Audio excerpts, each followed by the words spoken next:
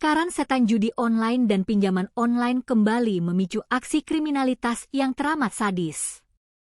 Pada Jumat, 19 Juni 2026, Polres Pelalawan merilis hasil pengungkapan kasus perampokan berdarah yang menimpa kantor PT Malika Putri Tunggal atau MPT di Desa Kiap Jaya, Kecamatan Bandar Sei Kijang, Kabupaten Pelalawan. Peristiwa mengerikan itu sendiri terjadi pada Rabu sore, 17 Juni 2026. Konferensi pers yang digelar di Aula Teluk Meranti Mapolres Pelalawan ini dipimpin langsung oleh Wakil Kapolres Pelalawan, Kompol Asep Rahmat, dengan didampingi jajaran Satreskrim dan Humas. Namun, ada yang berbeda dalam rilis kali ini. Tersangka utama tidak dihadirkan di depan awak media. Polisi hanya memajang sejumlah barang bukti yang menjadi saksi bisu dari sebuah tindakan yang nyaris merenggut nyawa seorang kasir perempuan bernama Putriani Tamba yang baru berusia 25 tahun. Pelaku keji tersebut adalah seorang pria berusia 27 tahun bernama Jody, atau yang memiliki nama alias Jea. Di balik penampilannya, tidak ada yang menyangka bahwa pria yang sehari-harinya bekerja sebagai pegawai honorer di sebuah sekolah ini tega bertindak layaknya penjahat berdarah dingin.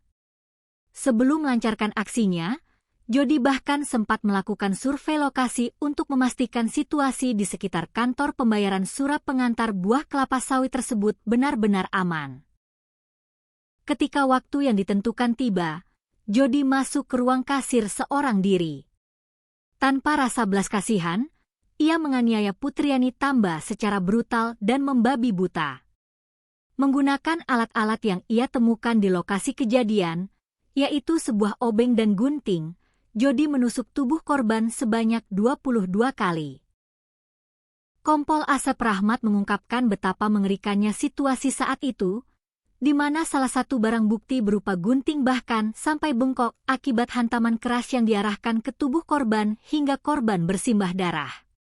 Setelah melumpuhkan korban yang sudah tidak berdaya, Jody membongkar brankas perusahaan dan menggasak uang tunai sebesar lebih dari 76 juta rupiah. Lantas, apa yang membuat seorang pegawai honorer sekolah nekat melakukan perbuatan sesadis ini? Jawabannya adalah jeratan candu masa kini. Berdasarkan hasil interogasi pihak kepolisian, motif utama Jody adalah karena dirinya sudah gelap mata akibat terlilit utang pinjaman online atau pinjol di mana-mana yang mencapai belasan juta rupiah. Selain itu, ia juga sudah lama kecanduan judi online atau judol. Jody mengaku sudah buntu dan tidak tahu lagi harus mencari uang kemana untuk menutupi semua utangnya. Fakta mengejutkan lainnya turut terungkap. Sebelum merampok PT MPT, Jody ternyata sudah lebih dulu mencuri uang milik orang tuanya sendiri sebesar 20 juta rupiah. Sialnya, uang haram tersebut juga habis tak bersisa di meja judi online, hingga akhirnya memicu niat jahatnya untuk merampok demi mengganti uang orang tuanya sekaligus membayar utang pinjol.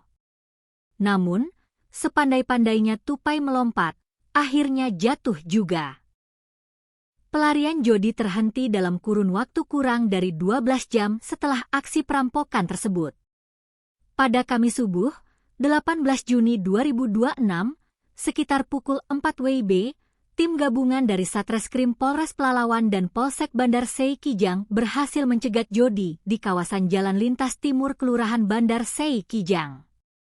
Menyadari dirinya telah dikepung oleh petugas, Jody sempat mencoba melakukan perlawanan dan berupaya melarikan diri ke kegelapan malam.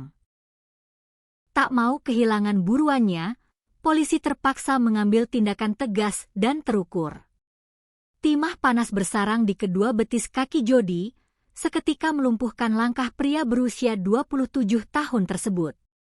Kini, dengan kaki yang tertembak, Jody harus mendekam di balik jeruji besi untuk mempertanggungjawabkan perbuatan sadisnya di hadapan hukum, sementara korban penusukan masih harus berjuang pulih dari luka-luka di tubuhnya.